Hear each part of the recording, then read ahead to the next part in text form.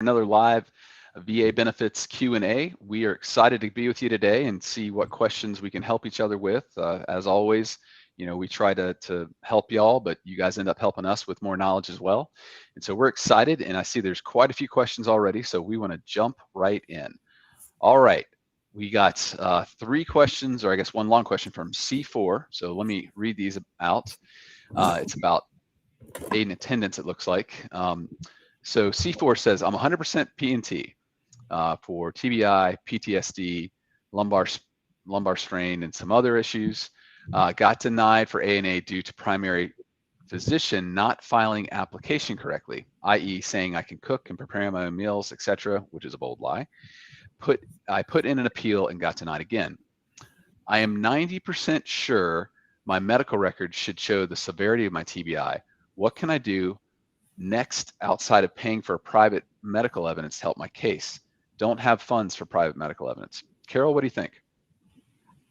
Well, it sounds like you probably need that. And remember, you're one of the ones that aid and attendance will get you up into the 4,000 a month. But if you have SMCT, which is a tremendous need for aid and attendance because of a TBI, then you're more in the $9,000, $10,000 range. So an opinion would really be worthwhile in your case. You have to look at the long term for that.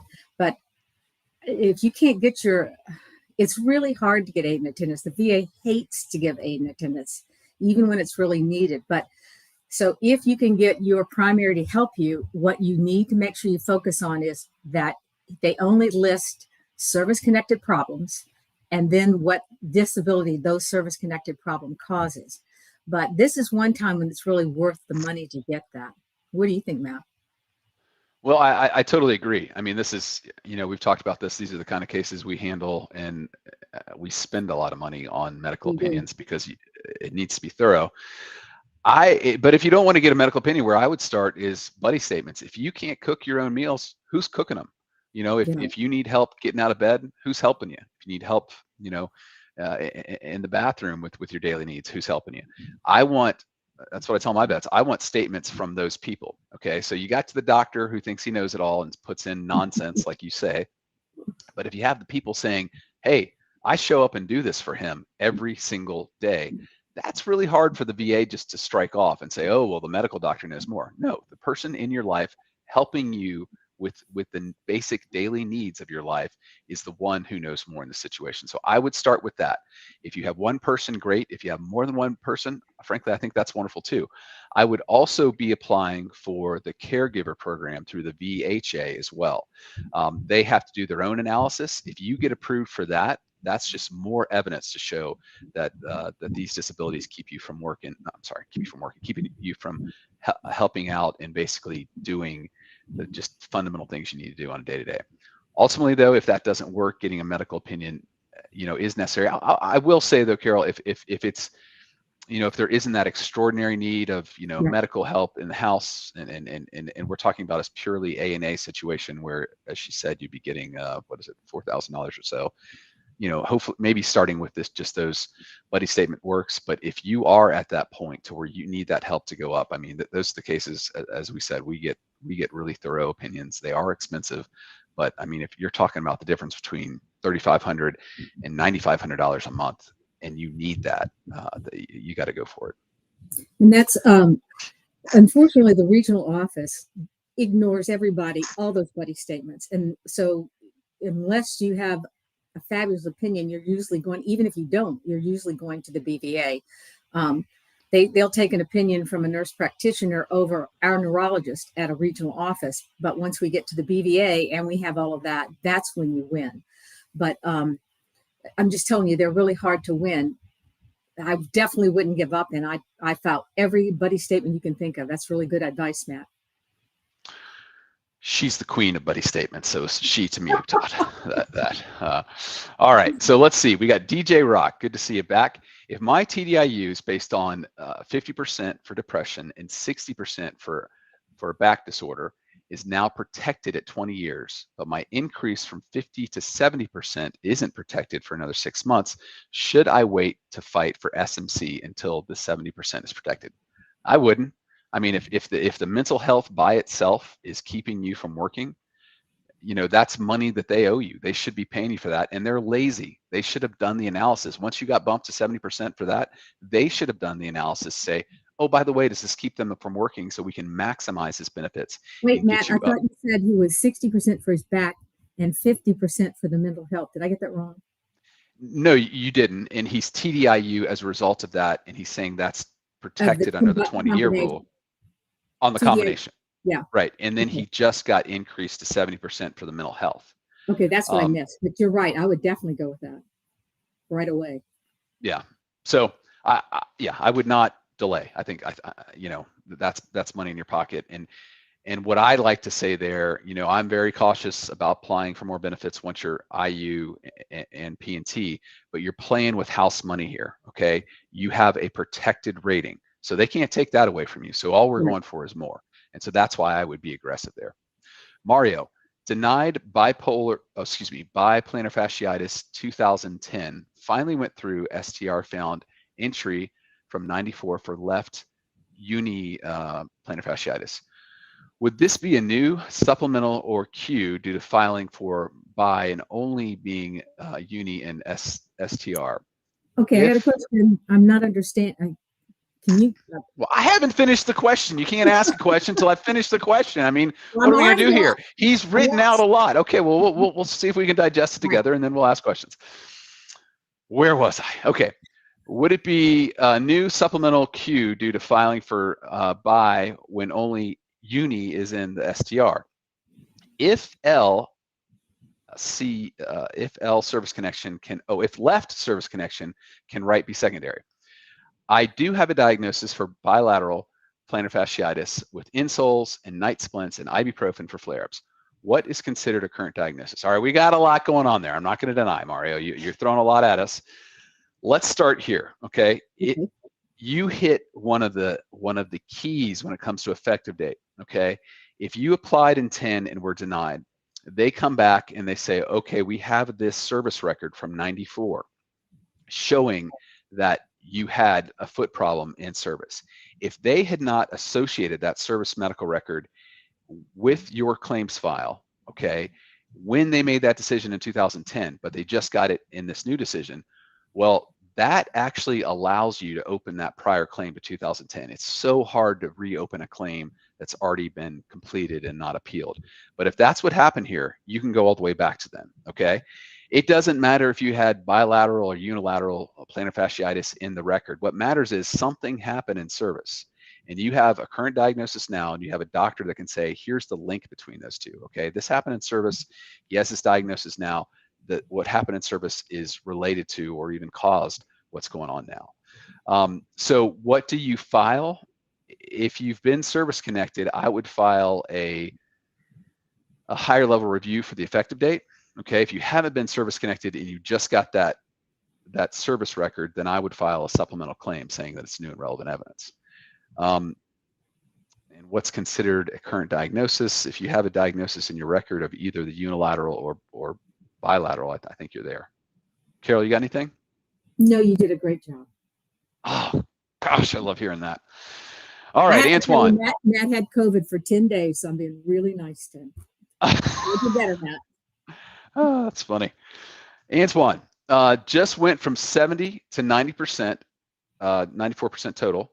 Thanks for the help. The bad part was my effective date was 10/24/22 CMP exam date instead of 9/25/21 the file date. How do I combat this? Good to see you back here, Antoine. Great identifying that. This is the trick the VA does to save money, to basically keep your money, okay? I'm glad you nailed this on the head. So what he's saying is basically he filed for this increase back in last September. And the VA said, okay, we'll process your claim. And then you know, we wait over a year to send him to a CMP exam, goes to CMP exam, CMP exam says, by golly, you're worse. And the VA says, oh, you're worse. We'll give it to you the day the doctor says you're worse. No, that's not the law. The law is it should go back to the day you said you were worse when you were filed. So what do you do here? This was a supplemental claim you filed. You got the increase. Now you file for higher level review. And what I would consider doing in the high level review, you can ask for a hearing, Or you can just simply file a statement saying, I filed this date, September 21. I was worse on this date. It wasn't worse the day, I mean, it didn't get worse magically the day I saw the C&P examiner. It should go all the way back then. So that's what I would suggest you do. We have to file this all the time. The VA, unfortunately, as a rule, it seems to be screwing this up. And in the process, they're screwing vets out of, you know, if you look at it collectively, millions and millions of benefits. Here, you know, you're probably talking, I don't know, $10,000 at least that they came after you for. So that's what I would do. I'm getting long-winded here. Carol, and the other thing that you want to say is, Matt, that you want to file, I hope this just came out in the last 30 days, because you want to file a CAR appeal. Just put CAR HLR. And the CAR appeal, you have to file within 30 days of the date of the decision, but they're supposed to be reviewed by people who have more knowledge. And we find that a lot of times we'll get a better decision from that. Yeah. And by the way, I'm working off 2 lists here. We got we had a little snafu on where questions are coming in. So we have a lot of questions that I'm trying to go through that were submitted prior to us going on. And so if you see like that I'm asking questions that are not where yours are, just know that we hopefully will get to those. All right, kids EDU. In my August 22 rating decision, VA assigned me SMC-L.5 rating while quoting the examining doctor saying that my physical disabilities constitute an inability to do ADLs, active daily living. Aid and attendance. You needed aid and attendance. Okay. Justify my need for aid and attendance. But then the rater adds my 100% rating by itself also justifies ANA. I just received a copy of the exam, and yes, doctor says this too. I have 2 separate independent reasons for ANA. Does this justify R1? Man, you guys, I love it. You guys are all over the SMC, understanding stuff. I'm not going to lie. It took me a good 5 years of studying SMC to understand what in the heck is going on and how this works. But here's where I would start. If you have 2 aid and attendance for separate issues, that is automatically an SMCO. Whether it goes to R1 or not would be the significance of it. I think it would be, honestly. I'm shooting from the hip a little bit there, but yes, I do think that would be an R1. So that's wonderful. Do not let them get away from that, okay? Hopefully you ask for higher level review and you get, or as Carol says, you do higher level review in CAR, which is if it's August, it's too late to do that. He just has to go higher level. Oh yeah, it has to go right away. Yeah. Okay, higher level review, but fight that. And I don't care what they tell you. You should be getting that. But as Carol says, they hate SMC claims. You would be going a huge bump here from L.5. Again, that's 4,000, 4,300, all the way up to 8,500 at least. So do not let this go. Okay. If you have to go to the BVA, go to the BVA. These are cases, again, we fight, and it's a matter of law. And don't let them screw you over this. So I love it. I love that you're on this. I love the fact that you the BVA judges, a lot of those don't know what the law is either. So make sure that you cite all of the reasons why this should be R2 instead of staying where it is at just L.5, I think you said. Yeah. So great questions. Keep the fight up on that. Hobby, good to see you again. I'm 100% P&T and would like my rating code sheet. Will this technically be me filing a new claim since it will be a FOIA? No. Will this allow the VA to look past claims and maybe cause a reduction? That in of itself would not. I would say that's fine. Just a FOIA request. Will you be on the radar? Possibly, but you're doing a FOIA request, so that should not be a problem. And Chris B jumps more into that. Chris B also asks, what form do you use when filing Q? Okay, so let's kind of preface this. Sounds like a simple question. Q, clear and unmistakable error, is basically a claim saying that a prior decision was so bad and it was obvious on the face of it that it should be overturned because the evidence at the time and the law at the time was unmistakably in the favor of the veteran. Okay, so then there's a catch, because to have a new claim, you have to have new and relevant evidence. Well, with a Q claim, you're talking about the evidence at the time and the law at the time. You cannot add evidence there. So you're in this catch-22, and that you're saying, hey, this claim was wrong, but to reopen that, how you do it? Well, Chris, wouldn't you know, there is no form for Q. Surprise. Surprise. So you have to use their supplemental claim. And at the top in big letters, you put CUE. and then under that say, this is not this is not a new and relevant claim I'm opening. This is a case for clear and unmistakable error and a revision thereunder because of the prior decision. Okay, so chances are that first adjudicator is going to screw this up and just do like a stamp denial and said, hey, he didn't submit any new evidence. You're going to have to go to a higher level review and maybe even up to the the BVA on this. But that's a great question. It is a major frustration of ours because this is just one of the ways the VA made it harder on themselves to process these claims. And this is something that we'll file and it will sit there and nothing will happen, and we'll write a letter, or we will get a letter from them saying you didn't file anything new, so we're not going to process this. So you really need to educate them. Remember, the people that do the initial claims are usually the people who know the least about the law. So you have to educate them. And Matt, while we're talking about this, I noticed today it is so frustrating filing these claims. I bet we spend, I don't know how much time explaining to the VA why the form we filed was correct. We're constantly getting, we will not process your higher level review request because it's already pending at the BVA, or because it's, whatever. And they're wrong. It could, you need to read what they say, but a lot of times, like the ones I just did today, the BVA had granted service connection for OSA and peripheral neuropathy. And so there had been no rating, there had been no effective date. That was given by the regional office. So I appealed the rating and the effective date, and they said, we're not going to process this because this was a direct decision by the BVA. Well, it wasn't, because the BVA made no and couldn't make a decision on what the rating and the effective date was, because until their decision, it had never been service connected. This is just one of the things I see every single day. They are wrong.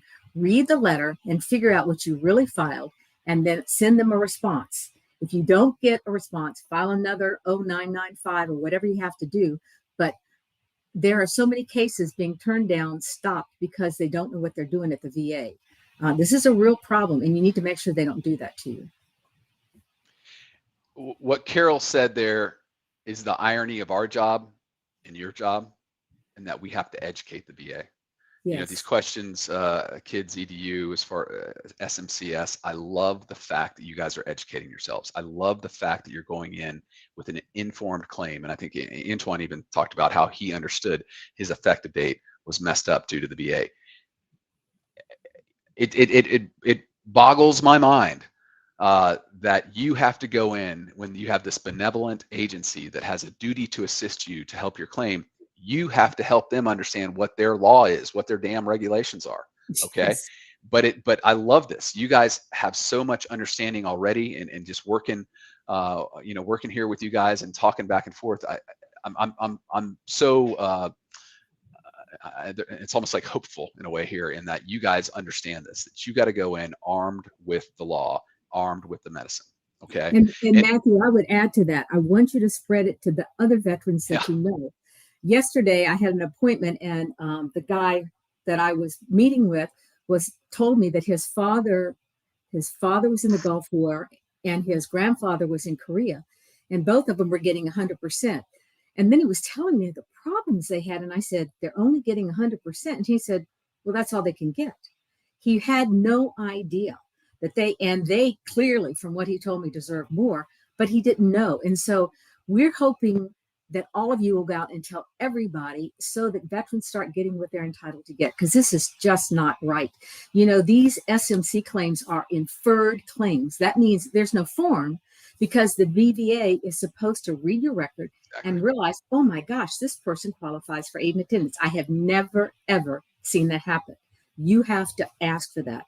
So I'm asking you to tell everybody you know that these benefits are out there. I mean, the difference between $3,500 and almost $10,000 a month is a lot of money and a lot of help to people who need it. Right. Now, I'm off my soapbox. Go ahead, Matt. The hell she is. She'll be right back on. We get a next question that gets her. Antoine, I want to go back. You made a good point. You said, so Antoine was the one who got the effective. They got the effective date wrong, the date of the CMP exam versus the date he filed. And you said it was an HLR that granted the benefits, and they screwed up the effective date. What do you do now? So again, this goes back to this crazy hamster wheel we're in. a year ago or less, we were told by the VA that the BVA is the fastest way here. So you could, in theory, take this to BVA direct and get it fixed. Now the BVA is saying, oh, we can't help you. We're so backed up. I would file a supplemental claim. And in that claim, all you file for your new and relevant evidence to say the effective date is wrong because I put this claim in September 2021 because that's when my problems happened. That's when it got worse. They didn't all of a sudden get worse the date of the CMP exam. So you put that in there. If you get denied at supplemental, then you get to go to HLR again. Hopefully they figure it out there. But that way you stay out of the BVA as well because they're lost. So that's what I would do. Yeah, that's your new and relevant evidence to file a 0995. Okay. We kind of had a little snafu with the questions, but I'm jumping on some of these now. Hopefully I don't miss a lot of y'all's here, but Railroad Retired, good to see you. Hey guys, just wanted once again to say thank you very much for all you're doing on my behalf and for my family. We love what we do and we're glad to be here with you guys. Jabel, is it normal to have to go in for a second CEP exam for the same issue? Yes, that goes back to VA's incompetence, okay? Or in this situation, the incompetence of the contractors. A lot of times it's not the VA's fault. It's they send out a specific question and the contractor trying to do it fast so they can make most money as possible, screw it up. So unfortunately that is common. You just got to do it, okay? And you got to, again, be prepared. Look at our videos on CMP exams. You need to go in with the information about what's going on with you, how that relates to the diagnostic code to get the proper rating, and also what the DBQ says about that, okay? And by the way, Matt, we just sent out an email. Did you see that today talking about? Oh, CMP exams, yeah. Yeah, CMP exams, what to do to get the best rating for your CMP exam. And that'll have both blog posts and a couple videos on that. So that might be good to check out there. Yeah. Vincent, I was denied IBS. Favorable finding states that I have IBS. I was in the Gulf 3 times. Should I file HLR? You know, this is something to where it's like you almost need a rag doll or something just to go choke real quick and just like, ah, why are you doing this to me, VA? This is utter incompetence. You have a complete claim. Yes, you file the HLR and you say, hey, let me help you help me here. This is easy. I have the diagnosis. I have the fact that I was in the Gulf 3 times and under 38 CFR, 3.317, the Gulf War reg, I qualify. You know, now it's time to rate me. So yes, file HLR. That is absurd. We just see this so often with their darn Gulf War vets. It's like they can't understand their own regulations. This one's pretty easy. I mean, the ones they usually screw up are the, ones where you don't have a diagnosis, but you have all these problems. But this is straightforward. So yes, please file HLR. And remember, I like to say failure to assist. The VA has a right to assist by giving you an accurate and complete evaluation. Okay. This probably wasn't done there. And that's the one thing the VA does not like to see, because when it gets up to the board, if they have failed to assist, it's coming right back to them and they're getting slapped in the hand. So if it's something like this, I always put in failure to assist and the reason for an inaccurate exam, inaccurate application of the law. So always throw in words like that will get their attention. I would not do that in this situation because this is actually not a medical determination. If they've found that he has IBS, they found that he was in the Gulf, there's no need for a medical nexus. He has a claim. That rater then and there should grant the benefits. But that's failure to assist by applying the correct law. That's what I'm saying. Okay, that makes sense. Don't do failure to assist for an inadequate medical exam because then they'll send you back. We don't know what the exam said too. Maybe the exam. But we don't need to know if he has a favorable finding of IBS, if he has a favorable finding of being in the Gulf. That is a complete claim under the presumption of that law. Right. But I can see what you're saying. Failure to assist to know what the hell the law says. I mean, sorry, that's pretty basic, but they screwed that up. Patrick, what truly is a failure in the duty to assist from the VA's point of view? Well, Carol just talked about that. When the exam is not adequate, meaning they didn't answer the question asked or they didn't give rationale for their answer, they didn't review all of the records that were given to them. Failure to duty to assist could also be if they don't get records that the veteran identifies. The veteran says, hey, I treat at such and such clinic. This is where I go for this disability. Please get these records. If they don't get the records or review the records, that's failure to duty to assist. And Matt, they are very creative. They are most, very creative in the way they can fail this. Okay. So most of the time, go ahead. Matt, they don't assist at all. I mean, I know I'm finding that a lot of I times they don't even give an exam, a compensation and pension exam. They read the record and said, oh, you didn't need one. That's a failure to assist. Okay. If you allege that you have this problem and you send in medical records showing that, and where they should know where you were from the record, they have to give you an exam. I bet at least 30% of the time or more, they're not giving exams, okay, and seeing if you even catch that. The other failure to assist that I see often is when you say, I have a problem that's secondary to another problem. The exam will say, I looked through the service medical records and you never had this problem. That's not the question. The question is, I have PTSD, and as a result, I have now developed headaches, erectile dysfunction, sleep apnea, any of these other things. If you look at these CMP exams, I would bet 50% of those never get to that question. They always talk about the service medical records. And the final thing what Matt said is about you identify medical records. I will bet you they are not in there. Unless you put them in there, they're not there. Because remember, if the VA writes for those records, they say on there, we're not going to pay for these records. And so do you think the hospital send them to them? No. The doctors? No. So they're not obtaining those records, but they're putting the burden on you. So as Matt says, look to make sure they got the records you identified. Look to make sure that they gave you an exam that answered all the questions. You can work a lot on these compensation and pension exams. Sometimes we've gotten 3 or 4 and ended up with a good exam at the end. We don't appeal the good exams. we stop there. Yeah. All right, Jose Angel, when submitting a vocational report for IU, what should be in the report? Carol? It's very important that they limit the problems you have to what is service connected. If you want to kill your claim, make sure they throw in one thing that's not service connected, because the VA will jump on that with both feet. So you list all of the things that you're service connected for, the ratings, how bad they are, and then they talk about the education and the work that you've had in the past and why, because of those service-connected problems, you cannot do those anymore.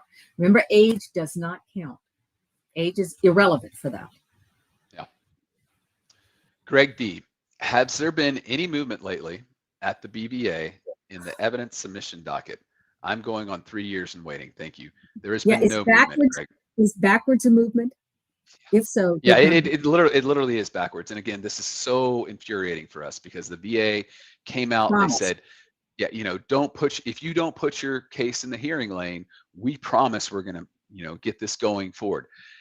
Greg, we took them at their word, and we have lots of vets sitting there. And the problem you have now is you've been there for 3 years. So what are your options? Yeah. If you get out, if you drop your claim and then refile, you've lost all those retro benefits. Again, VA wants you to do that because they keep your money. The only other thing you can do is find a reason to expedite, to what they call advance on the docket. Okay, Carol is incredibly creative on this. Usually it's age, financial reasons, health, imminent death, like if you're in hospice. But Carol's gotten let me give you some terminal illness. If you're 75 or older, remember at the regional office, they really love veterans, so you have to be 85 or older. But if at the BVA, if you're 75, and they're supposed to be picking that up, I find that they don't. So I tag my cases. So as soon as a client turns 75, I send a motion to advance on the docket. Okay, so age, health, if you're terminal, if you have been a POW, if you have a Purple Heart, if you have financial problems. Now, they mean extreme financial problems, eviction, foreclosures. Have your lights been turned off? I find sometimes the BVA will also take bankruptcy. It's not listed, but sometimes they take it.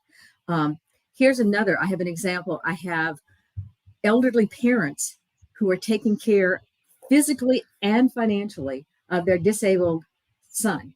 I have gotten them to expedite for that. Suicide is that is in big red letters, and that will move it at the regional office or at the BVA. Now, suicide is not that you don't have to say, and it doesn't have to be, I'm going to go out and kill myself. It's just that you have thoughts of this. Is life really worth living? Is this what I want to do? Do I want to be here? And it's a constant thing in your mind. You don't have to have a plan. But if this is part of your life, because of PTSD, because if you have a terrible back problem, whatever, cancer, then you need to get that documented at the VA, and also ask for advance of the docket because of suicidal ideations. Those are just some of the things that you need to look at everybody's situation and see. Unfortunately, a lot of people don't fit in that. Okay, they have a house, they're not bad behind their bills. What they have is not a terminal illness, but a lot of things you can work, like with the elderly parent. So, but it breaks my heart and it makes me so mad because we saw this when they finally told us where they were allocating the money. So you have the initial claim, higher level review, and then you can go to the board. Well, the VA decided we're going to put a ton of money into the higher level review and the initial claim because that's where everybody's going to be. And they're not going to be at the board now because they're going to win. And we kept saying, no, you know, if I can get a claim decided within less than a year, and I know it's probably going to be right, I'm going to go right to the board. And that's what all of us did. And the board had no funding. So they waited until the board was so backed up to start giving them funding. So, you know, if we had known, we wouldn't have done this, but we're stuck with it. Right. It's not. And as Carol said, you know, we've been doing this for decades, and we know the board is the best adjudicator to get, you know, both service connection, rating, and effective date right. So our goal is to get that's the maximum benefits they deserve and finish their claim as quickly as possible. So, you know, our thought was go to the board because they actually know mostly what they're doing. But here she gets us on her damn. You're on your soapbox. You're getting me on your soapbox. No. One more thing is one of the problems in getting these new judges is they don't know the law. So I have seen an evolving a lot of these judges. They would make the wrong decision. We go to the Court of Appeal, and it would come back several times. And then all of a sudden, I'm seeing better decisions coming from them. But that's another thing you're going to run at the board. So if you're denied there, take it to the CAVC. And I'm finished. Go ahead. All right, guys, I am going to jump a little bit here, trying to get questions that apply to everybody. So I apologize if I missed your question. Justin, DD-214 shows disability existed prior to service. Can someone still get service connection for the disability that resulted in honorable discharge? Yes. This is one that Carol and I see when we say the VA saying, or the military saying, the disability existed prior to service. I say prove it, okay? Yeah. The way they prove it is that on your entrance exam, when you go through your medical report, your medical indoctrination, when you get into service, that report has to show something existed prior to service, okay? So let's say you were in high school playing football, you had your knee blown out. If you still have problems from that knee and that is noted on that entrance exam, that is something that's prior to service, okay? So let's go with that line. Even if that existed prior to service, if you go in and you're running around with a rucksack that's 70 pounds for weeks on end, or something else happens in service, you can show that service aggravated that injury, okay? They took you in service knowing you had that problem. And if service aggravates that problem, they still have to pay you for that. It would be the difference between whatever your baseline was coming in service and what it is now. But let's back up something I think is more important. Let's say you hurt your knee, you know, before service, but you rehabbed. It's totally fine. By the time you get in, either there's no notation on your medical exam, or they note it and say it's fine. They say he had a prior knee injury, which is completely fine. That is not an injury that exists prior to service, okay? You have what's called the presumption of soundness, meaning you entered the service in a sound mental and physical condition. And the VA has to prove through clear and unmistakable evidence that something did exist prior to service. The military is lazy. We see this all the time where they want to kick somebody out, okay? Saying, okay, you got this problem, we'll give you an honorable discharge, but we're going to say existed prior to service, so we don't have to pay you, we, the Department of Defense, okay? And then the VA tags on top of that. So yes, you can get benefits, even if it existed prior to service, but if you didn't come in with a problem, then they have a hell of a lot of burden to figure out both that it didn't exist prior to service and that it was not aggravated. And so, Matt, after a while, you get to note cases that are, I can almost guarantee you they're wrong. One of them is severance, if they've severed a condition, and another one is a reduction. Usually they're wrong. But the thing that I find most often is incorrect is this, that it was pre-service, because almost every one of those induction exams will say asymptomatic. And if it's asymptomatic, then they have to prove that it was pre-existing, because they have already said that it wasn't, that you were sound when you went in. So any of those three things I look at and I say, okay, I'm going to take that case because that's definitely wrong. Yeah.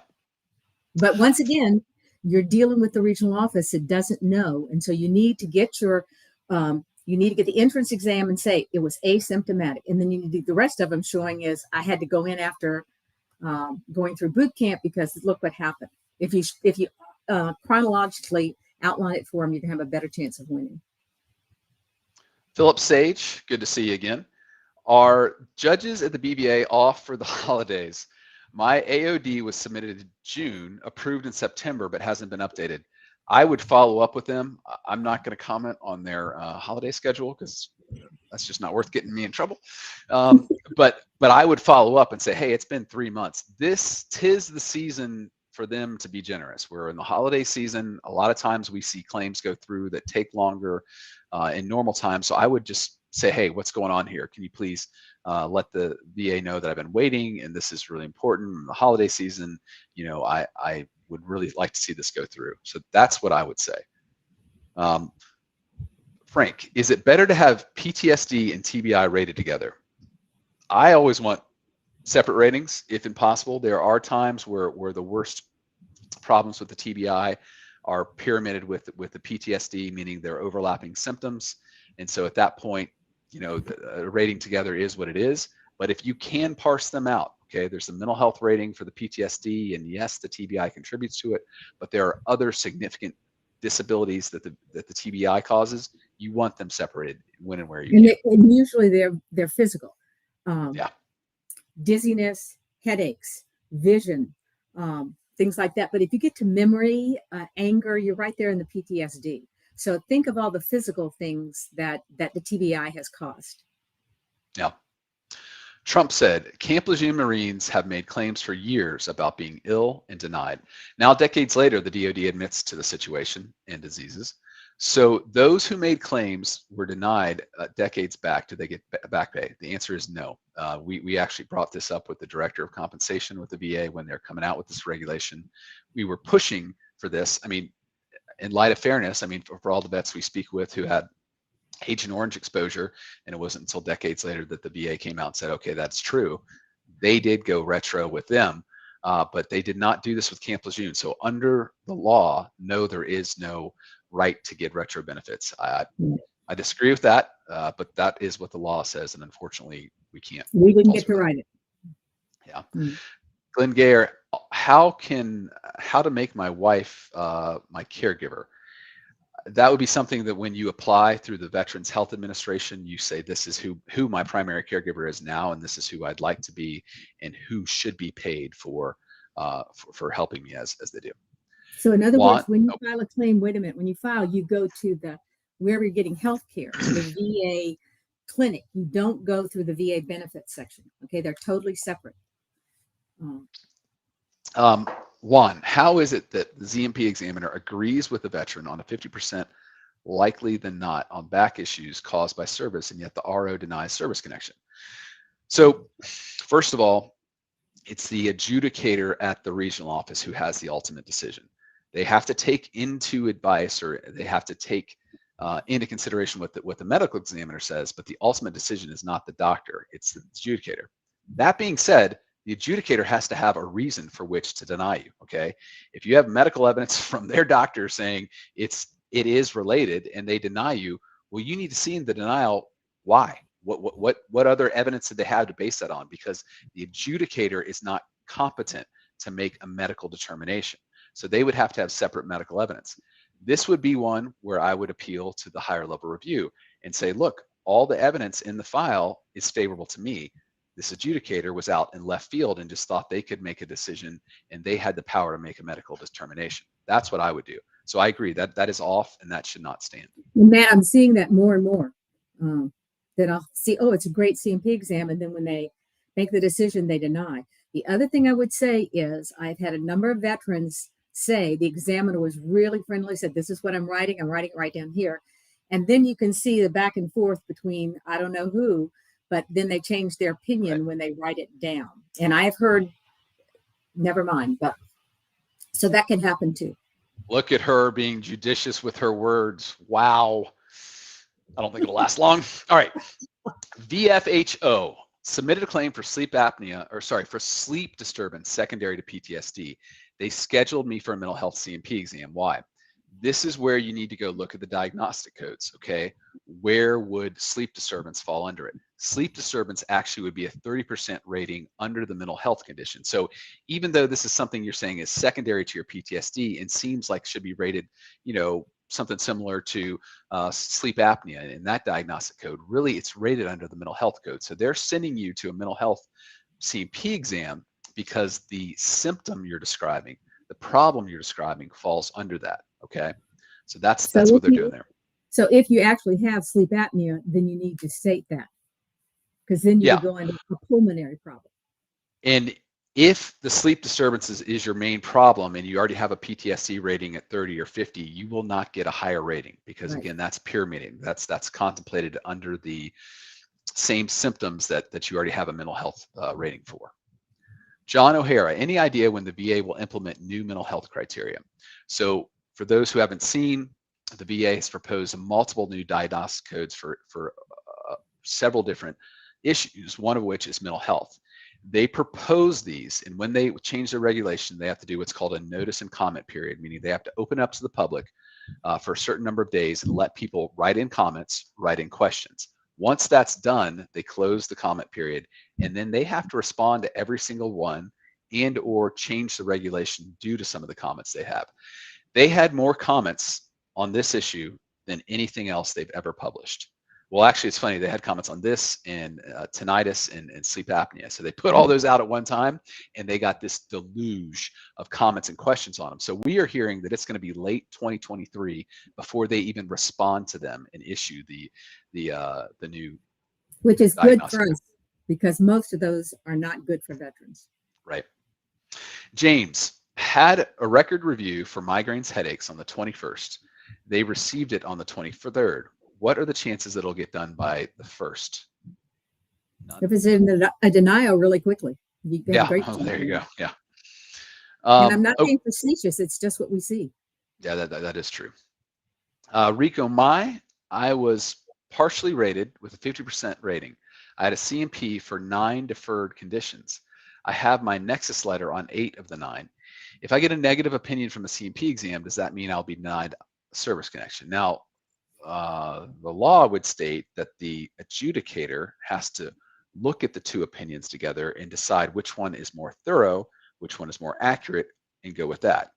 That being said, they almost always go with the C&P exam. If that happens, you got to appeal. Okay, go to the higher level review and just write out simply saying, this is why my doctor, or the doctor I saw, was more thorough than the C&P exam. When I went to the C&P exam, they didn't consider X, they didn't consider Y, whereas this opinion did. Okay, so be prepared for that. Hopefully they get it right, but we always look to prepare for them getting it wrong. And remember to put that on the right form. Remember that they have now made a lot of forms. And if you are writing a letter to respond to a C&P exam or whatever, you need to have it on the right form. And I don't remember what it's 11028 or something now. We'll post that. But remember, if you don't do that, a lot of times it just goes into a letter and they just don't look at it. And by the way, if you're submitting evidence, there's a new form that identifies the evidence when the computer puts it into the file. So you need to get that. And Matt, we do need to publish new forms that they've we have a page on forms. If you go to our website. Does that include the one where if you're putting in evidence, it identifies it? It's relatively new. I don't know, Nate. If you could find that page and publish it here, and then we will circle back. I'll make a note to circle back to make sure that is up, because they continue, as Carol said, to put in new forms. Oh man, I'm gonna butcher this one. Kauku. We're gonna go with that. I'm permanent total. However, I'm told that my TBI was combined with my depression, but the TBI alone is going to be reevaluated in 2025. I'm confused. And what do I have to do as I still have my symptoms?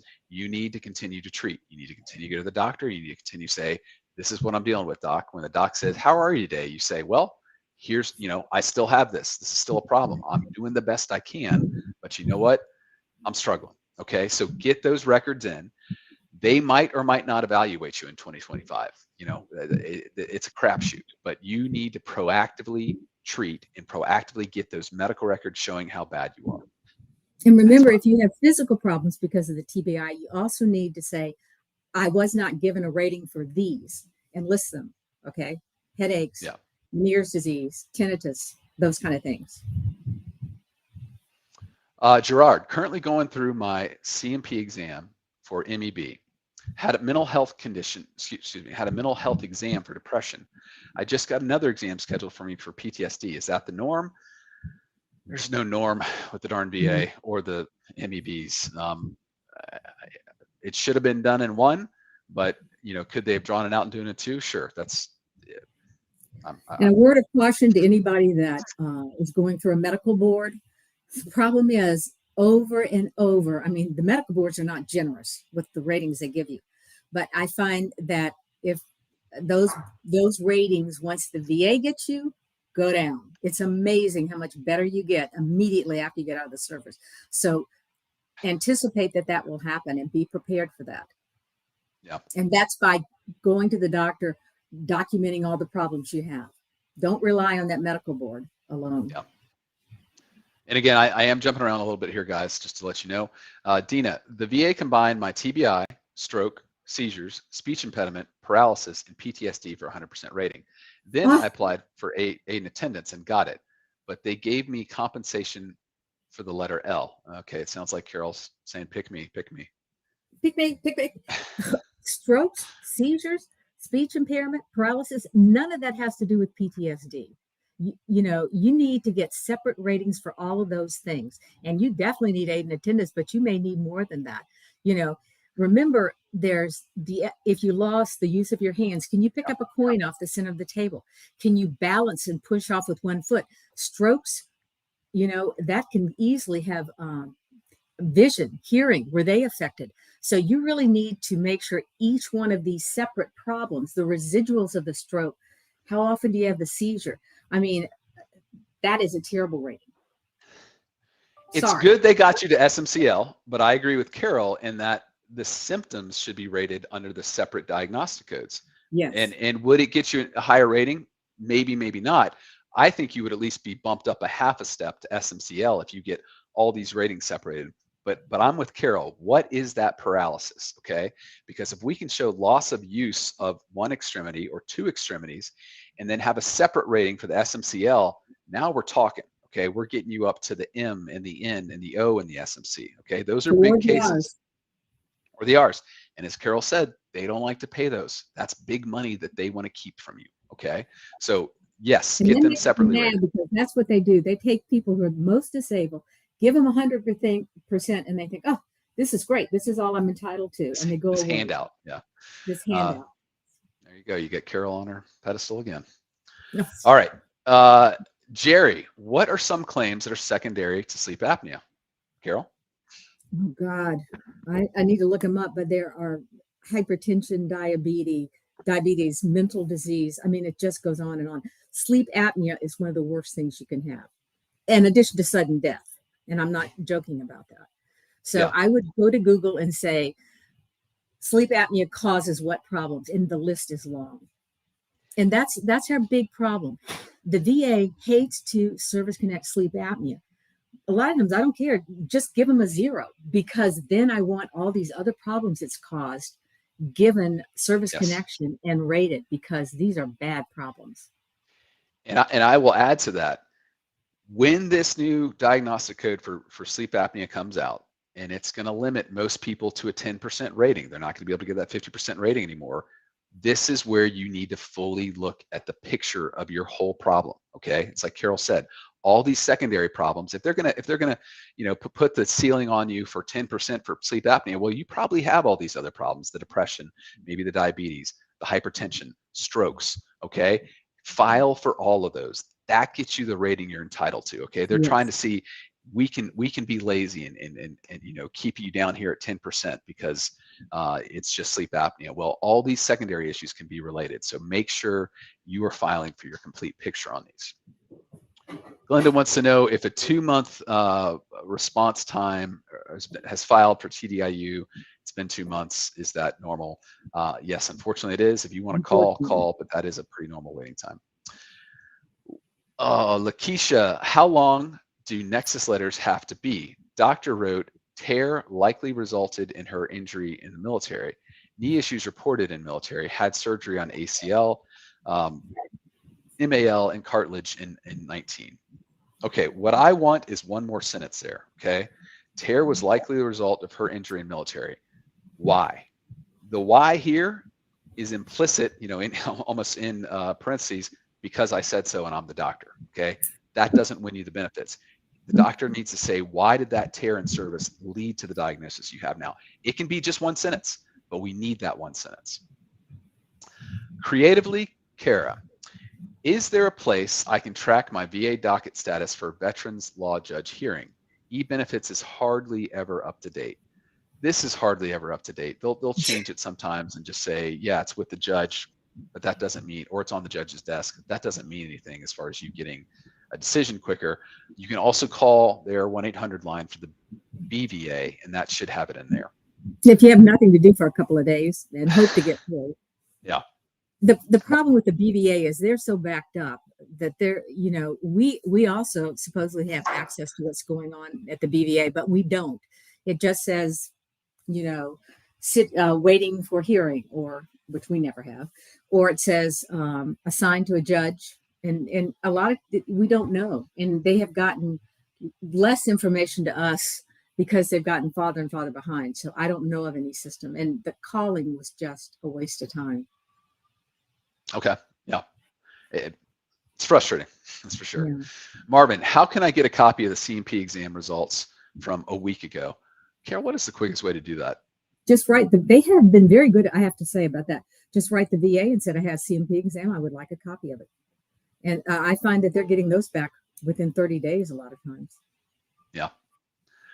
Ed, waiting for 2 years, Evidence Lane. Again, this is frustrating. You can call the BVA, you can write them. I'd try writing your congressman as well, saying, hey, can you look into this to me? Michael, I'm service connected.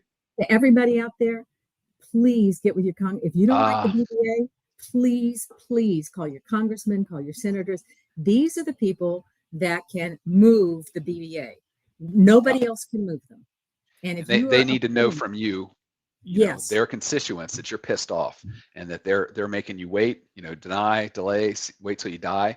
So you need, I thank you, Carol. That's a great point. Yeah, I'm asking, please, everybody call them and say, this is ridiculous. Do you know how long my case has been there? What are you doing about it? Right. They want your vote. Yeah, and your money. Yeah. Michael, service connected for PTSD and tinnitus. Should I file for migraines without a headache log? Yeah. I have a nexus, diagnosis, and lay statements. No, you have everything you need. File that. To me, a log goes more towards the rating, okay? How frequent is it? How severe is it? Is it interfering with your ability to work, okay? That's, that's something you can start right now. But what you're talking about is getting it service connected, so you have everything you need there. I think that's great. Get it filed, get you the benefits you deserve. Right. Remember, you only get benefits starting the month after you file. So you always want to file. But then you also want to remember that DBQ, Disability Benefits Questionnaire on Headaches, there are only 3 questions that really, really matter. I have at least one a month. I have to prostate, lie down, get in a recliner, lazy boy, and it interferes with my ability to work. Those are the 3 questions. So you need to make sure you've told them, I have to lie down, I have to get in a dark room, it has to be quiet, and I can't think, I can't concentrate, I can't be around other people. Whatever it is that happens to you. The questions, there are probably 50 questions on that thing, and none of them make any difference except those 3. Yeah, and the fact that you have a statement from your boss, and if your boss is willing to say, hey, yes, I got to make exceptions for this employee, it's a great employee, I love her, but, or excuse me, him, but he's, he can be inconsistent because he has to duck out sometimes. So yeah, I agree there. Yeah. Let's see, Monica, thank you for the great information you consistently provide. I've learned so much since listening to you and CCK Law. I went from 60% to 100%. And I say congratulations. Thank you. I am so glad the information you got here overruled whatever was told you at CCK, because I know that must have been just false information that led you astray, but you came back here to Hill and Ponton and you learned what was right. Okay, that is so important. So I'm sorry for my colleagues up there in the Northeast. Lord only knows what they told you. But in all seriousness, I'm glad you're at 100%. We love seeing that. Thank you for letting us know that. I always screw up your name. Perkidaman. Good to see you back. Sorry I messed that up. My CMP exam's on the 5th. 2 of my other claims are being reviewed without an exam. Wish me luck, I guess. No, we are going to wish you luck, and we want to hear back what you got. You're going to get a copy of those exams, and we're going to talk about, did they do it right? Did they not do it right? Do you need to appeal? All right. And why are the other 2 being reviewed without an exam? Yeah, we want to find out that too. Yeah. Guy, I'm over 100% for housebound for depression and anxiety and panic attacks. And now they told me they have to fuse 2 vertebrae. And let's see, it looks like you might have a second follow-up here. I don't see a follow-up. If there's a follow-up, Nate, can you, wait, here. And I have shooting pain down my right leg for a year, approximately. I think I could have presumptive service connection. I need the money. Then you need to file for that. You need to say, file that separately and say, hey, this is a problem, especially if the leg is getting weak enough. As Carol said, you can't balance on it. You can't push off, propulse on it. Then you should be getting extra benefits for that. But if he has 100%, you need to figure out what SMC he would qualify for. Well, it looks like he's housebound already for depression. Is housebound, is that aid and attendance, or is that SMCS that he's getting? Yeah, the problem he's housebound, he's SMCS, but the question is he truly housebound, or is it because he has disabilities that go 100? Yeah. That's confusing, because the VA will have housebound, meaning you have 100% plus 60% combined for others, but there is a housebound where you actually can't leave the house, and that may be. But I also would like to know, do you need aid and attendance? Do you need help? You have to look at the SMCs and see which one you would fit under. Okay. All right. Let's see here. What was that next one? Had OSA, this is Eli, secondary to PTSD was denied, was approved for allergic rhinitis. Can I refile my claim secondary to allergic rhinitis, or do I have to keep trying it? No, under PTSD. You do both, okay? You appeal, and you can appeal and have different theories of entitlement, meaning, you don't have to refile and say my secondary is due to allergic rhinitis. You can just say, I have sleep apnea, it's related to service, whether it's the PTSD or the rhinitis or both. I don't know, I'm not a doctor, but I know it's related to service. I know it's related to at least one of these, and it should be service connected. And you make sure that the CMP exam actually evaluated both of those. Okay, LG, have CMP for chronic conjunctivitis tomorrow. Anything I should know? Yes, do what Carol's talking about. Read our email, look at those videos, but real quick, look at the diagnostic code for this. Okay, what are they going to rate you on? Then look at the disability benefits questionnaire, see what questions you should be asked, and then figure out what is your worst problem due to this. Okay. Let's see, we're kind of in the jump around time here. We're hitting an hour, so let me jump. Let's see. Yeah. Patricia, will the new regs for mental health conditions go into effect? When will they go into effect? They'll go into effect when they are finally published, which again should be looking like late next year. Punch, just rated 100% for P&T for PTSD and other issues claimed for Gulf War syndrome were deferred for the PACT Act. Do I just let them rest and the claim run its course? Any risk of the rating? No, I don't think you have any risk in the rating for that. No. I'd let them run. Unfortunately, it means you wait. Mike, what do you do if you're heavily invested in the military-industrial complex and you love war, yet you push for climate change, and now you have a mental instability with the Veterans Administration help? Mike, this looks like philosophy. I don't know what to say there other than, I don't know, maybe you see a therapist and try to reconcile the two. Yeah, I can't help you there. Parsons, Bradley, good to see you back. 40% for back, 20 for each leg, 30% for mental health. I want to file sleep apnea, GERD, diabetes, migraines, urinary incontinence as secondary. Weight gain from the back and meds. I'd file all those. Yeah, I mean, weight gain, it could be a problem. The fact that you're sedentary as well, that leads to weight gain, but also could just impact you. The migraines could be caused directly due to the pain from the radiculopathy or the back or the mental health itself. So yeah, file those, get them going. Those are unfortunately very serious secondary disabilities. Okay, let's see. I got to jump a little bit here.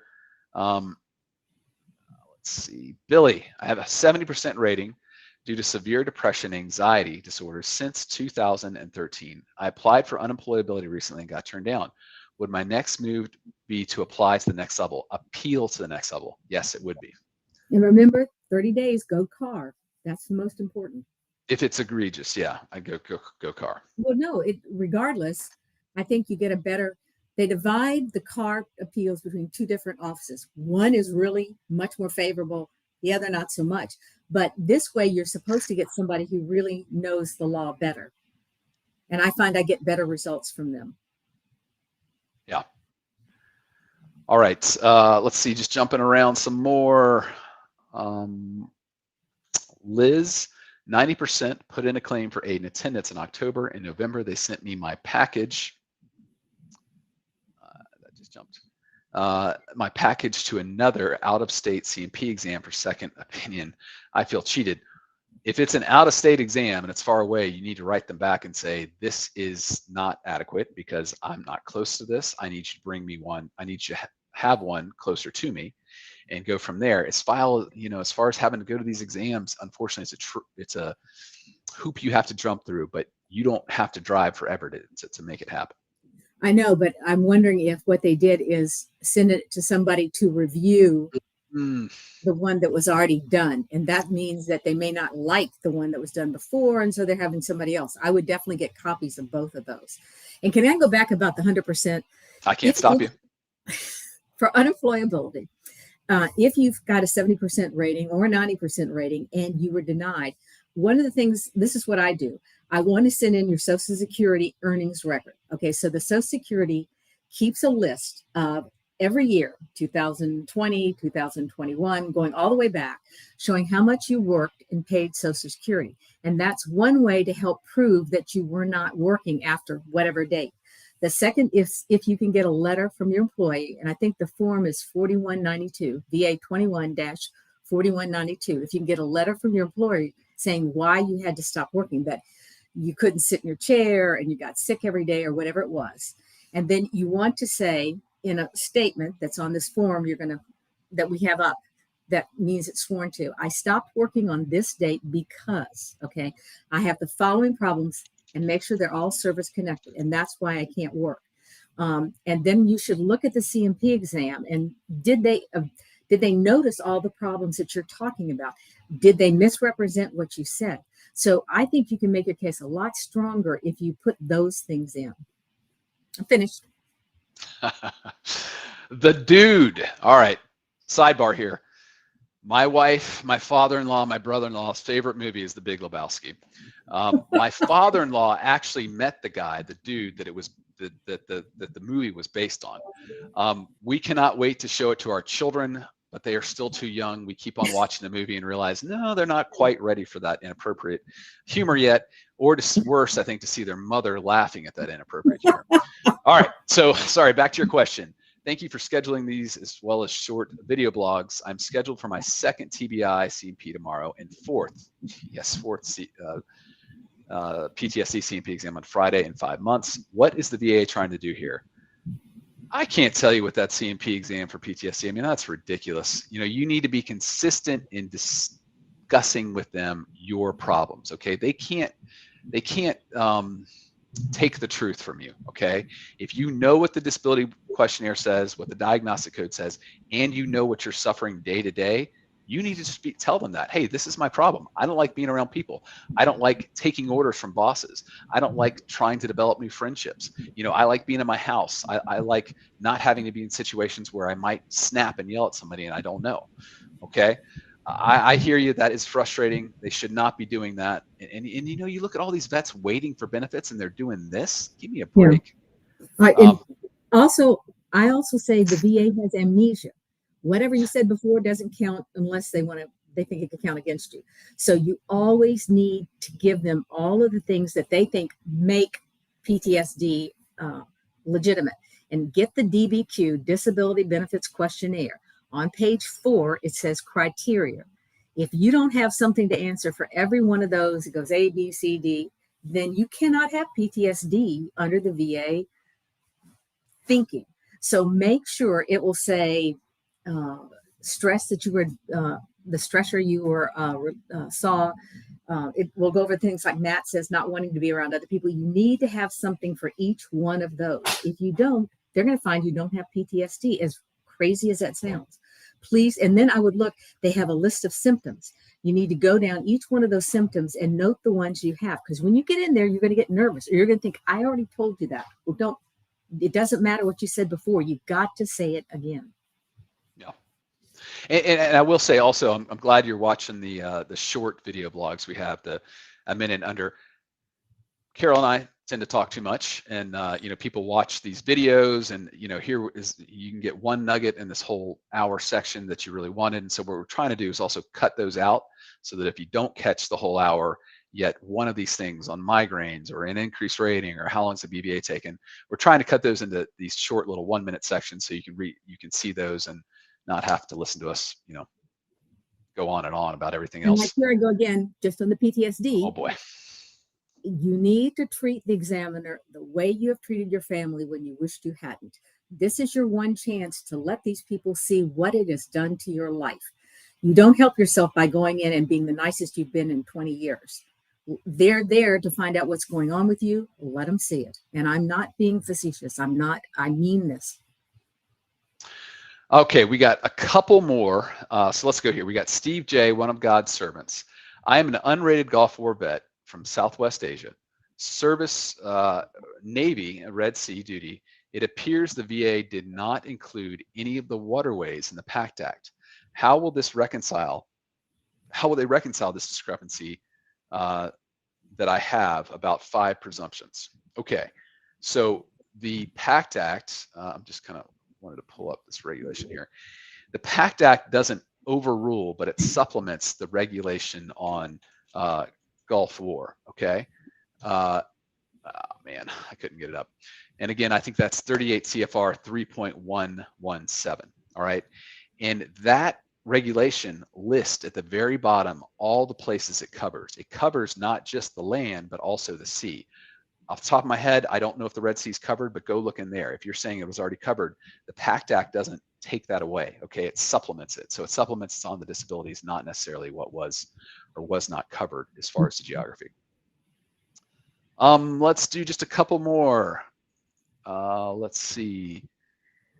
Eli A. What if they start to make a decision without a CMP? Also, I added 2 more conditions under a claim, and they never requested those CMPs, and it's not showing under the claim for the new conditions I added. They can always make a decision without a CMP. Should they get you CMP exams in situations? As Carol said, a lot of times they should, but they don't. But their prerogative is to do that. Now, if they get it wrong, you can come back and say, hey, how did you make this decision without a thorough medical determination? And the magic words, Carol always says, this was a duty to assist error. You need to send it back and give me a CMP exam that actually explores all these issues. But you want to read what they say, because a lot of times they will say, I didn't give a CMP exam because the person doesn't have a back problem, or they don't have whatever you asked for.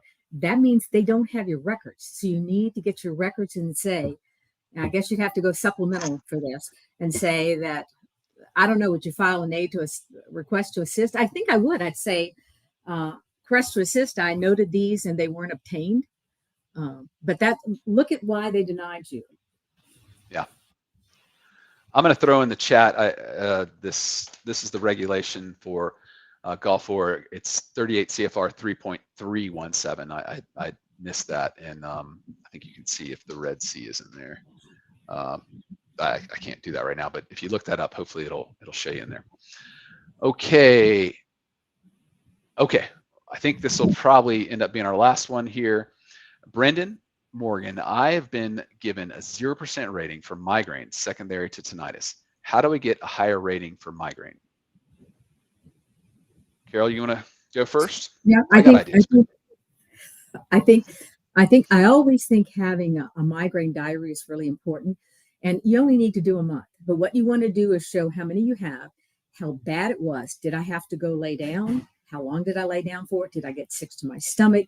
Was I able to work? So each one of the headaches you get, you want to show what happened, how long it lasted, how it affected you, and use the words, if I have to lay down, you had to lie down. Okay. The second thing is you definitely want to appeal whatever rating is that you got, and you want to look at the CMP exam. If you went in and you told the doctor that I have them 3 times a month and I have to go to a room, and that's not what they said, you need to do a statement that says, this CMP exam is totally inaccurate. The doctor said, I did not say the following. This is what the doctor said. This is what I told them. And if you have any other evidence, if you have medical records showing you've called up to complain, this is a good time to document all of your headaches by calling the VA and saying, I got a headache. Is there anything you can do for me? If they say no, you've still documented it.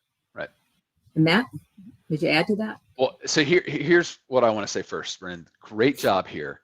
You have tinnitus. Your max rating is 10%. Okay. This is another issue where this is the most common rating, I think, out there, where the VA wants to max you out at this low rating. What they don't want you to do is file all these secondary disabilities that can be caused by the tinnitus. We talk about this a lot. I see this so many times, and we help a lot of veterans in these situations because the VA is going to say, oh, you have tinnitus, 10%, goodbye. But the tinnitus is keeping you from working, keeping you from having a healthy life, keeping you from being the person you want to be and frankly who you were. And it does that by all these secondary conditions. Migraines is one of the biggest ones. So you've done the hard work, in my opinion, in that you have shown that the migraines are secondary and the migraines are now service connected. Now, as Carol said, all we got to show them is the facts. And you can show them the facts, how often you have to go lay down, how often one of those migraines comes and just destroys your day or days, okay? The lay statements here are great, both from you and those around you. And again, I can't emphasize enough how important it is to make sure that when you have tinnitus, you don't let them just block you at that 10%, which is ridiculous. You make sure all the secondary problems that it causes are in there as well. I would also submit, if you have migraines and you have the tinnitus, there's probably an element of depression in there, okay? Yep. The being isolated, never knowing when your day is going to be destroyed, not knowing if you can go to your child's birthday party because you might have to go lay down. Migraines are just so destructive to the day in, day out life. I would consider applying for that too, okay? We're in the business of maximizing your benefits. You fought for our country. You served us. It's time that the VA serves you on these issues, okay? So make sure you think about the totality of problems you have due to this, all right? Great job that you've already got that secondary service connected. Now you're right. Get the compensation you deserve because of it. I think, Carol, we got to go ahead and leave it there. And we will go back next time. I got to give this to us here. Coach Goody 421 had to fight for 16 years. When Hill and Ponton took over in 2018, I finally won claims I couldn't on my own. If you need a lawyer, highly recommend them. 100% P&T now. Keep fighting. I agree on the keep fighting. Glad we were helping you to get that 100%. But that's the key. Keep fighting. Get yourself informed. Okay. Go out and get the information that the VA should have. And as Carol said, as crazy as this sounds, your job becomes to educate the VA on the law and why they need to give you the benefits you deserve. We hope you guys have a wonderful week. We always enjoy getting together with you and exploring these issues. Go out and win. Don't watch CCK. Watch us. I love to tease those guys. All right. So that's what we got. Have a great week.